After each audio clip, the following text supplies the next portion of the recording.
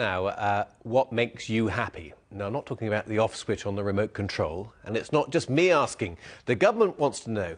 It's planning to measure our levels of well-being and publish a new happiness index. By a happy coincidence, a roadshow rolled through Bristol this week, encouraging people to seek fulfilment from what's around them.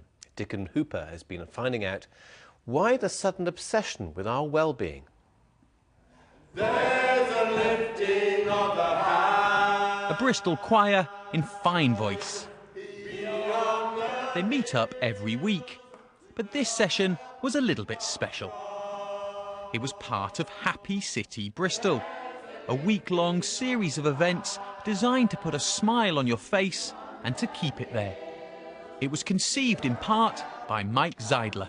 I think we're not coming with a whole new special method, you know, which comes with jargon and a toolkit that we're selling to people expensively. We're saying to people, what is it that you already know? And instinctively, intuitively, people understand that true happiness, long-wave happiness, if you like, comes from their relationships, from a sense of purpose, belonging, the place that they're in, those kinds of things. So all that's needed are small nudges. If that all sounds a little bit wishy-washy, Mike is in tune with government thinking. David Cameron this week announcing plans to measure our happiness and our well-being. Out goes economic growth, or GDP, as the main measure of how we're progressing as a society. Our success as a country is about more than economic growth. It will open a national debate about how together we can build a better life. It will help bring about a reappraisal of what matters. And in time, it will lead to government policy that is more focused not just on the bottom line, but on all those things that make life worthwhile. Back at the choir, I meet a man who's already worked on measuring happiness in the West Country. You'll be happy to hear we're safer, healthier, and we live longer than other regions. But he sounds a cautious note when it comes to the government's plans. We know quite a lot now about what makes people happy. And some of it is singing, it's being together with people that you like and trust, it's having good family relationships, but also very importantly, it is about health, it's about levels of income to some extent, it is about wealth, so you can't throw out things like the economists' measures, like what they call general gross domestic product, which the economists are very fond of. Economists like this professor from the Forest of Dean. He advised the last Conservative government on economics and stood recently to lead UKIP. He's not happy about a happiness index. If governments could make us happy, wouldn't life be so simple? No. The government's got certain things that it has to do. Governments can't make us happy. That's a fantasy.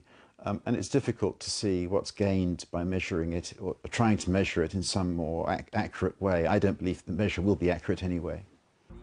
Talking a lot about happiness and what it is and how we create it at the grassroots and grow it from the bottom up. A Happy City lunch at a community allotment in Bristol. Happiness here comes from the excellent food and the sense of community. Critics worry, though, that measuring these intangibles will prove difficult, and making policy off the back could be even harder. Well, joining me in the studio is Liz Zeidler from Happy City in Bristol, who's been helping organise some of the events that you saw in that film. Welcome along, Liz. Are you happy? I'm very happy, actually. Thank you. I've had a very inspiring week talking to people all over Bristol. Great stuff. I mean, you saw those events. I mean, and this is why it's so difficult to measure happiness, the sort of eating lunch on the allotment. I mean, some people were very happy doing that. Some people's idea of hell. Absolutely. And within Happy City, what we're definitely not doing is going out and telling people what makes them happy. We're moving around different communities within Bristol at the moment. It's a pilot in Bristol to ask people what makes them happy, what really matters to them, what's important in your life, what do you want for your children, what really creates long-lasting happiness. And really importantly, what are some of the things that are already happening out there that we can build on, that we can learn from, that we can grow to increase that happiness right across the board. The truth is, I guess, that everybody's life consists of periods of happiness and some periods of deep unhappiness. I mean, that's the deal. Is it any business of politicians? We all have to seek to find our own happiness, don't we? I couldn't agree with you more. Happiness is not one long euphoric journey. But what we're looking at is what can we do as a society to make communities more resilient so that those troughs we're able to recover from, that overall we're looking out for each other. In terms of politics, for me, happiness is way, way bigger than any party politics. We're not here to, say yes or no to David Cameron.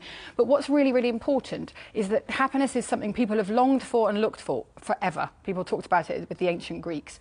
Our current system, because the only thing that we measure as a society as success is GDP, that's our one measure of success, and if we achieve that, then we've been successful. But it doesn't measure the things that really, really matter to people. And whilst we've had a long period of economic growth, well-being and happiness, and lots of things that we really value in society, our security, our communities, all of those sort of things, haven't increased statistically at all. And we would argue that it's not just that increasing GDP doesn't make us happy, but actually, ironically, it almost requires us to be a little bit unhappy, because in order to be good consumers and keep thinking, I need more and more stuff to be happy, we have to be slightly drip-fed a slight sense of dissatisfaction all the time. You'll be happy when you've got the latest iPhone. You'll be happy when you're a bit thinner. You'll be happy when something's changed. And actually, we're saying there are ways to get happy that we can all come together and sort out. If you ask older people, were they happy in the sort of 30s, the 50s or whatever, they'll say yes, and yet, of course, they'll have had a fraction of what they have now. Absolutely, and at that time we weren't being drip fed this sense of dissatisfaction, which we've all got terribly used to. We've got terribly used to being bombarded with images and messages all day long about the things that we should be aiming for in order to get happier, and they're all things that we have to spend money on, because that's what we're aiming for. We're aiming for GDP growth, and we all need to be good consumers to be successful in that. But actually, if we aim for what matters to us and we ask people and get people engaged in it, those are the things that will grow instead. Lovely to see you. Thank you very much indeed for coming in. If you want to get in touch with your comments or stories, we'd always be delighted to hear from you. The address is there. But for now, from me and the team here, have a nice afternoon. Bye-bye.